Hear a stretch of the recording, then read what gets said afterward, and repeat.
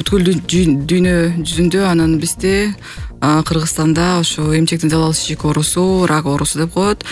Эмчек безинин биринчи орунда турат. Эгерде бүт ОНК структурасында алганда эмчек безинин рагы экинчи орунда турат, ашказан рагынан кийин. Ажаланган аялдар жынысынын системасын алганда бул эмчек биринчи орунда турат. Экинчиси болсо рак шейки матка деп коет, гинекология жагындагы бөлмөсү. Бул деген жаланган көлөмү, количествосу чоңойбостон бул оору жашарып да баратат да. Эгерде мурун 20-25 жаштагы жаш аялдар кездешсе, азыр бул эме болбой калды да. Көнүмүш адат болуп, кайрылгандары көбүрөөк болуп атат да, ушу патология боюнча. Бул мен ойлойм, фактор риска деп коет, анан ошолордун эсебинин көбөйүшүнөн да. Мурун аялдар көбүрөөк эртерээк күйөөгө чыкчу, күйөөгө чыкса төрөшчү, төрөсө көбүрөөк бала төрөшөт, эмчек эмгизишет. Көбүрөөк мурун 7 ай берилчү эмеге, декретный отпуск деп. Ошо 7 ай ар бир аял үйдө отуруп, жашнак алып, эмчегин эмгизип, чоңойтчу да баласын. Азыр болсо көп аялдар самостоятельный болушуп, анан кичине кандай десемби, көп түйшүктөрдү өзүнүн мойнуна алышып, жумушка чыгып кеткенге, батыраак чыгып кеткенге аракет кылышат. Ошол себептен баланы жакшы эмгизбей калышат да, же эмчектен таптакыр чыгарып салышат.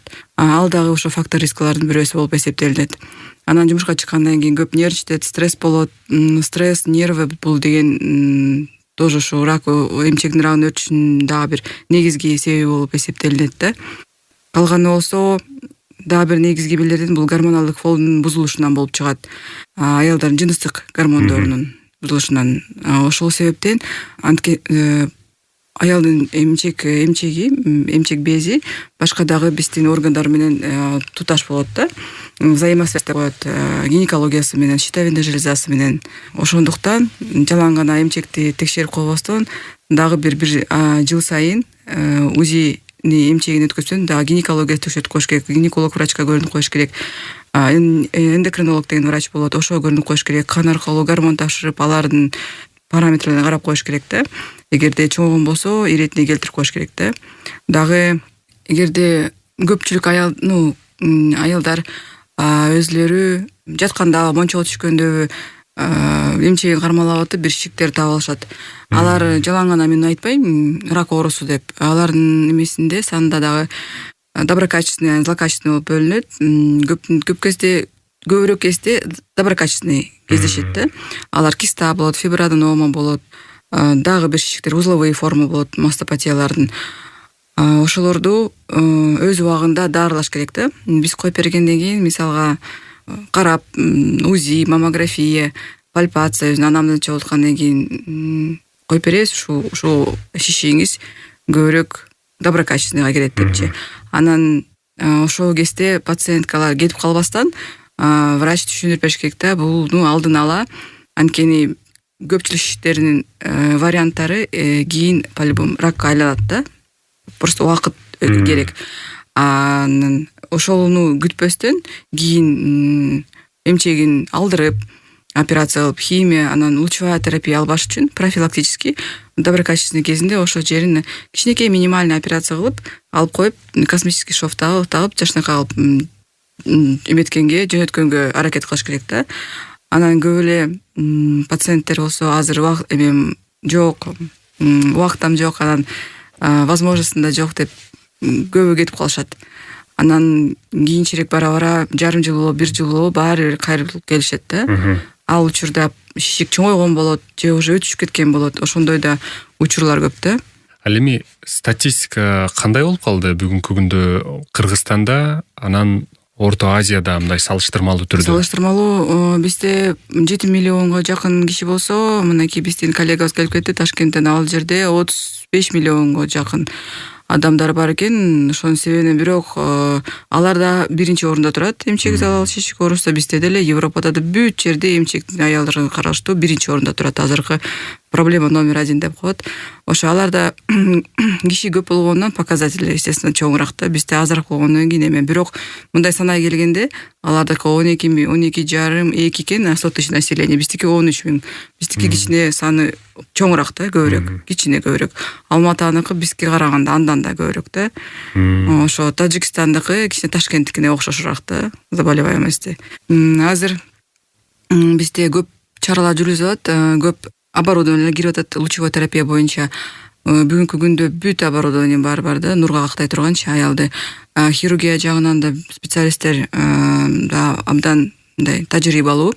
Ага карабастан дагы башка чет өлкөлөргө барып дагы үйрөнүп атышат. Азыр жаңы операциялар киргизип атабыз, реконструктивно пластический деп коет. Эмчекти жалаңын алып койбостон аны кайра ордуна келтирип койгонгочу. Ошо имплант түрүндө болобу, өзүнүн тканьдары мененби. Ошо биздикке келген ташкенттик коллегаларыбыз, онколог, маммолог, тоже доктор наук профессорлор, алар бизди ушундай бир эми союз түзгөнү чакырган келишиптир да. Биригип бизде Европада бар ассоциация, европейская ассоциация, анан почему биз центрально-азиатский ассоциация түзө албайбыз, бирибизге жардам беришип, анткени азыркы учурда ар бир өзү как бы индивидуалдуу түрдө иштешет да. Биз Кыргызстан өзүнчө, алар өзүнү таметип эле бириксек көбүрөөк пайда болот дейт да элдергечи. В плане того, что биз аларга барып үйрөнөбүз, алар бизден үйрөнөт свободный формада, же бир онлайн консультацияларыбыз болобу, телемост түзүп, зумдан болобу лекцияларыбызды. Анткени алардын да тажрыйбасы көп өз жагынан, биздики да өз жагынан, может быть, жаңы мера профилактики, может быть, жаңы эмелер түзөбүз да, как алгоритм обследования деп коет, схема обследования. Мунун эмеси жок, наоборот, жанагы гана жакшы жактары бар да. Ошого кандай дейсиңер деп келиштир. Биз Национальный центр онкологиянын директору менен чогуу сүйлөшүп отуруп, ал да өзүнүн пикирин айтып, жакшы болуп атасыңар, силер эми жашсыңар да, бул докторлор дагы жаш доктор науктар экен, бизде да жакшы жаш наука менен заниматься эткен дагы докторлор бар. Бирок наукабыз кичине эме да, финанс жетпейт да, недофинансирование болуп атат да. Ошого байланыштуу жакшы жаш кадрлар да кетип калат да. Россияга кетет, ар жака, за границага кетет. Ошол жерден защита кылып, на самом деле жакшы серьезно наука кылыш үчүнчү. Билбейм, последующем ошого жакшы бир каражаттар бөлүнүп калса, жаш специалисттер, мындай грамотный специалисттер ошо менен ошону алып кете алган, ошого кызыккандар көп да. Анан ошол жалаң гана калып калбастан аракет кылгыбыз келет да. Биз уже ошо башыбыздан өткөндөн кийин хотя бы кичине бир салымыбызды кошуп, эгерде биякта эмете болбосо, может быть, Ташкенттен алар жакшы тажрыйбалуу защита алып келишеби, же наоборот алар бизге жөнөтүшөбү. Анан в плане того, что защитага биз дагы наука боюнча защитага чыккан эмелерибиз, аспиранттарыбыз чет өлкөдөн дагы оппонент чакыртыш керек. Булар айтат, биз силерге оппонировать этип, рецензировать этип, ошондойго да жардам бере алабыз. Силер бизге жардам бергиле, потому что тоже бизде анчалык биз доктор науктар көп эмес, аз, силер да аз. Ошо биз бириксек, бир эме этсек, биз бирибизге жакшы жардам бере алабыз. Эми сиз жаңы технология деп калбадыңызбы? Маселен, азыркы учурда ушул эмчек рагына кабылып, кайсы эң оор стадиясындагы ооруну, эмчек рагын, азыркы технология айыктыра алат толук кандуу? Бул 3-4 стадияны айыктыруу мүмкүнбү толук? Же кандайга жетип калды азыр технология? Технология биринчи, анан экинчи А стадия болсо айыктырганга, биринчи стадия 100% айыктырган болот да. Канчалык стадиясы өскөн сайын ошончолук шанс азыраак да. Бул кандай десемби, 3-4 стадияны айыктыра албайбыз, биз жөн эле качество жизни деп коет, ошонусун жакшыртып бере алабыз. Анан кийин бир убакытты узарта алабыз да. Болгон дарылар менен, оборудование мененчи, лучевая терапия менен. Мындай толук аны дарылай албайбыз да. Ага жетелик медицина. Ал эми мына ушул эмчек рагына кабылып калгандардын ичинен канча пайызы мындай каза болуп калышат ушунун айынан? Азыркы учурда заболеваемость, ошо 5-летняя выживаемость деп коет, 40% түзөт да. Это элестетсеңиз, 100% болсо, где-то 40 болсо, 60 түрү калат, 40 каза болуп калат да. Эгерде жыл сайын бир 700 пациенткабыз зарегистрирован болсо, учетко турса, ошонун 40% кетип калышат.